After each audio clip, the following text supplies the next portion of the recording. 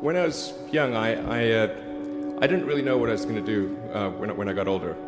People kept asking me, but then eventually I thought that the idea of inventing things would be really cool. And the reason I thought that was because I read a quote from Arthur C. Clarke, which said that a sufficiently advanced technology is indistinguishable from magic, and that's really true. If you go back, say 300 years, the things that we take for granted today would be you'd be burned at the stake for. Being able to fly, being able to see over long distances, being able to communicate, and having access to all the world's information instantly from almost anywhere on the earth.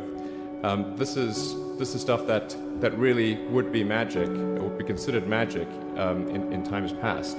In fact, I think it actually goes beyond that, because there are many things that we take for granted today that weren't even imagined in times past. They weren't even in the realm of magic. So it actually goes beyond that. So I thought, well, if I can do some of those things, basically if I can advance technology, then that's like magic, and that would be really cool. And I also had sort of a slight existential crisis, because I was trying to figure out what does it all mean? Like, what's the purpose of things? And I came to the conclusion that if we can advance the knowledge of the world, if we can do things that expand the scope and scale of consciousness, then we're better able to ask the right questions and become more enlightened, and that's really the only way forward.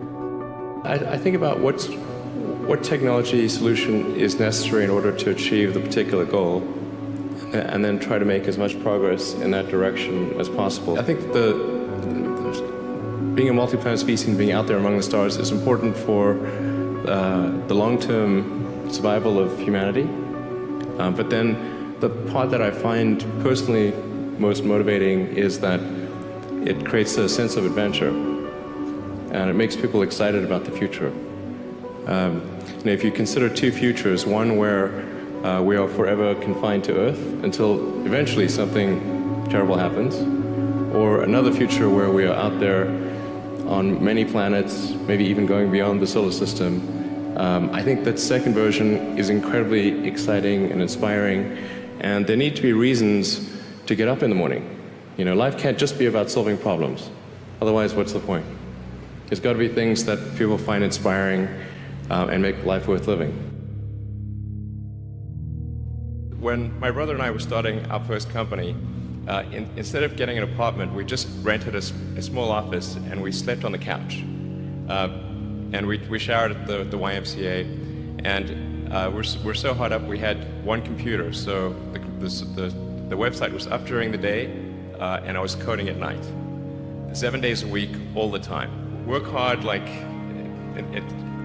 every waking hour. That's the thing I would say, particularly if you're starting a company. A natural human tendency is wishful thinking. So a challenge for entrepreneurs is to say, well, what's the difference between really believing in your ideals and sticking to them versus pursuing some unrealistic dream that doesn't actually have merit? And that is a really difficult thing to tell. Can you tell the difference between those two things? Right. So you need to be sort of very rigorous in your self-analysis. I think certainly extremely tenacious, and then just work like hell. You just have to put in 80 to 100-hour weeks every week. All those things improve the odds of success. Or how do you think about making a decision when everyone tells you this is a crazy idea? Or where do you get the internal strength to do that? Well, first of all, I'd say I actually think I feel fear quite strongly. So it's not as though I just have the absence of fear. I feel it quite strongly. But there are just times when something is important enough, you believe in it enough, that you do it in spite of fear. People shouldn't think, well, I feel fear about this and therefore I shouldn't do it. It's normal to feel fear. So you just feel it and let the importance of it drive you to do it anyway? If you just accept the probabilities, then that diminishes fear. Drive overrides fear.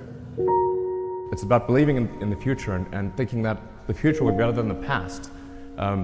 And I can't think of anything more exciting than going out there and being among the stars.